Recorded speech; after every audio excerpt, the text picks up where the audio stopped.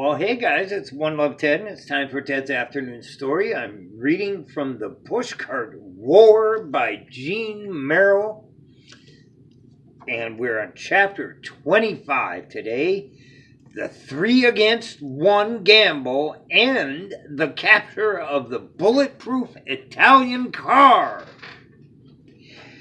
Maxie Hammerman's handling of the plot to kidnap him was one of the more brilliant strategies of the Pushcart War. Eddie Maroney could not see the sense of it at first. When Eddie gave Maxie Merriam Portlet's shorthand notes of the meeting of the three, Eddie suggested that Maxie give them to a newspaper reporter. If the Lima master plan is published in a newspaper, Eddie said, then everyone will see what is happening. Maxie laughed. Who would believe it, Eddie, that 3 men have a plan to kill all the cars and taxis in New York City? Nobody wants to believe such a terrible thing. The 3 would deny it, and the only thing that would happen is that I would disappear that much sooner. Maybe you are right, Eddie said, but in any case, you are not going to disappear next Friday night, since we know about that part of the master plan. You can be a long way from the shop next Friday night. Certainly not, said Maxie. You do not believe the master plan yourself? Eddie asked. Believe me, I believe it, said Maxie. But this is what I believe also. I believe that the only way to win a war is to be on hand for the battle, wherever it is going to be. On hand, said Eddie. On hand in my shop, said Maxie, when Big Mo in his bulletproof Italian car comes looking for me. Oh, said Eddie, well, if that is the idea, a number of people will be on hand. When the 3 come looking for you on Friday night, there will be Harry the hot dog and Morris the florist and Carlos and 1 or 2 others in the back room of your shop to greet them. No, said Maxie, I will greet them by myself. But that will be a 3-against-1 fight, said Eddie. I am gambling, said Maxie, that 1 head is sometimes better than 3. Gambling is fine, said Eddie Maroney, but we cannot afford to lose your head. Therefore, I am coming on Friday night to watch you gamble, in case something should happen, some little emergency. All right, said Maxie, that would be a comfort to me, especially as you have worked with the circus and can, no doubt, handle lions and tigers in an emergency. I only lettered the posters for the circus, said Eddie Maroney.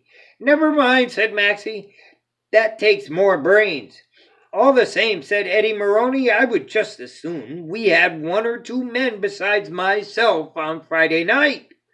I appreciate the advice, said Maxie. However, for the time being, I do not want you to tell the other pushcart peddlers about the shorthand notes of Miriam Portlet.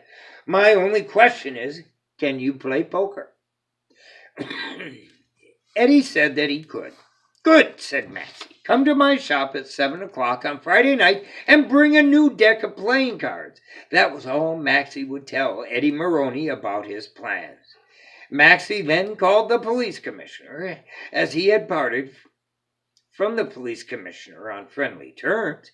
Maxie suggested that the commissioner drop around to his shop on Friday night for a friendly game of poker.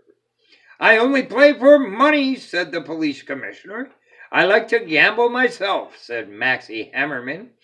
The police commissioner agreed to come then, especially as there were a few more questions he wanted to ask Maxie about Frank the Flower. To tell the truth, I have not had too much experience with crackpots, said the police commissioner, but it does not seem to me that Frank is a hopeless case. Probably not, said Maxie, and I will answer any questions I can. So on Friday night, the evening the 3 had set to kidnap Maxie Hammerman, Maxie was sitting down in the back room of his shop with his friend Eddie Maroney and the police commissioner for a friendly game of poker. The police commissioner had just drawn 4 aces when the door to the back room opened and in walked Big Mo and the tiger and Louis Livergreen, all with their hands in their right overcoat pockets, from which Eddie Maroney guessed that they all carried guns. The 3 were so surprised to see the police commissioner that they could not decide whether to take their hands out of their pockets or not. The police commissioner, who never bothered with polite conversation with anyone who had a hand in his right overcoat pocket, jumped to his feet and pulled his own gun. However, before the police commissioner could shoot, Maxie stepped in front of him and said, "Hello, Mo. Hello, Louie. Hello, Walter the Tiger. I have been expecting you." As the 3 had never set eyes on Maxie Hammerman in person before, and as he, to their knowledge, had never set eyes on them, Maxie's calling them by their first names scared even Louis Livergreen. And when Maxie held out his hand, Louis could not do anything but take his hand out of his pocket and shake Maxie's hand. "Meet my friend, the police commissioner," Maxie said. "Commissioner, these are my good friends who have just dropped in to play a little poker with us." "Mo Mammoth is a friend of yours," said the police commissioner. The commissioner was still annoyed about Big Mo's calling him a big dope to the newspapers. "A poker-playing friend," said Maxie. "We have differences of opinion, but we get together for a friendly game of poker." "As you perhaps know," Maxie explained to the police commissioner, "Big Mo and the Tiger and Mr. Livergreen usually play a friendly game of cards with Mayor Emmett P. Cudd on Friday night, so we should be honored that they have come to play at my shop instead." And before the 3 knew what was happening, Eddie Maroney was politely helping them off with their overcoats which he hung up on the wall nearest Maxie Hammerman. The police commissioner started to put his gun back in his holster, but, on second thought, laid it on the table beside him. "There is just one little matter of business before we start our game," Maxie said as he shuffled the cards. The 3 exchanged nervous looks. "What business is that?"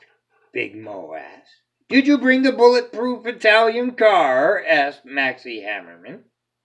At the mention of a bulletproof Italian car, the police commissioner put his hand on his gun.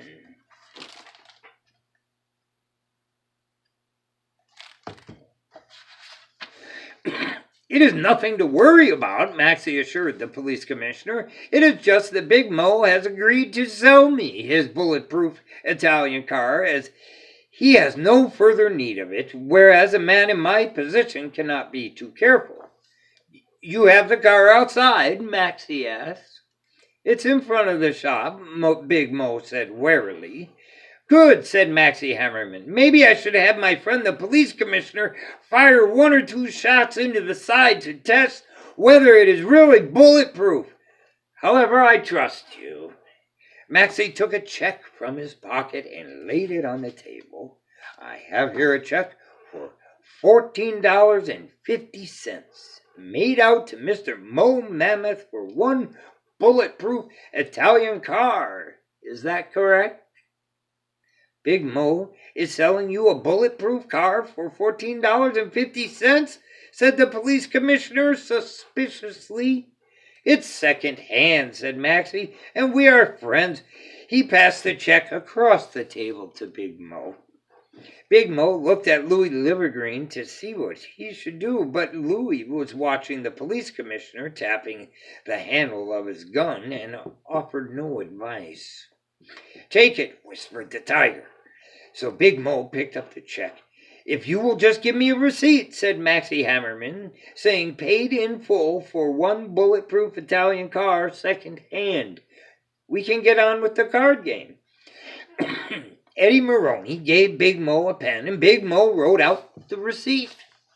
I hope everybody has had a good week's business, said Maxie as he dealt the cards, and can afford to make a few sporting bets, as I promised my friend the police commissioner a good game. I hope so too, said the police commissioner, scowling at Big Mo. I've never liked a man who talks like a big shot to the newspapers and then makes very small bets when he is at the poker table. With the police commissioner's gun on the table and their overcoats on the wall, besides Maxie Hammerman, the three did not want to annoy the police commissioner by making any small bets. Fortunately, it was Friday night, and the three had in their pockets whatever amount of their profits they took home with them at the end of every week. Of course, has been a bad week, said Big Mo, in case the police commissioner did not think the bets were big enough. The police commissioner won the first three hands. His winnings were $237, most of which he won from the three, as Eddie and Maxie did not bet much on the first three hands. For a big dope, you are a pretty good poker player, Maxie said to the police commissioner. The police commissioner did not mind Maxie Hammerman calling him a big dope. Eddie Maroney won the next hand and got $42 from Louie Livergreen. Louie had 3 queens and Eddie Maroney only had 2 jacks. But Eddie was so determined not to give in to Louie that Louie got nervous and threw in his hand.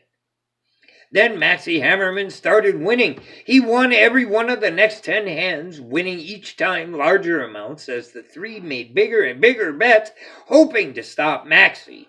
On the last hand alone, Maxie's winnings were $13,500, and altogether Maxie won over $60,000.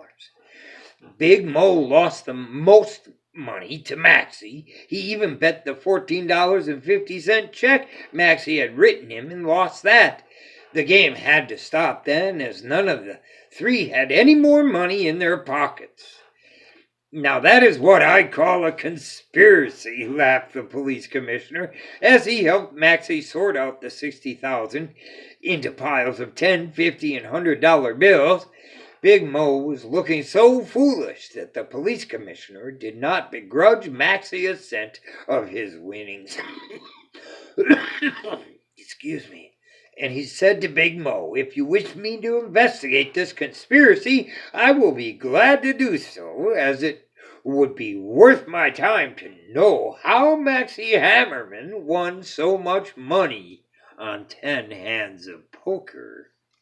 The police commissioner then offered to take the three home in a squad car, as they did not have any money for bus fare. If anyone sees you riding in the squad car, he said, I will explain that you are not common criminals. And that's the end of chapter 25. Quite the chapter there. See you tomorrow for chapter 26, Maxie Hammerman's War Chest. A philosophy of war. Thanks for watching.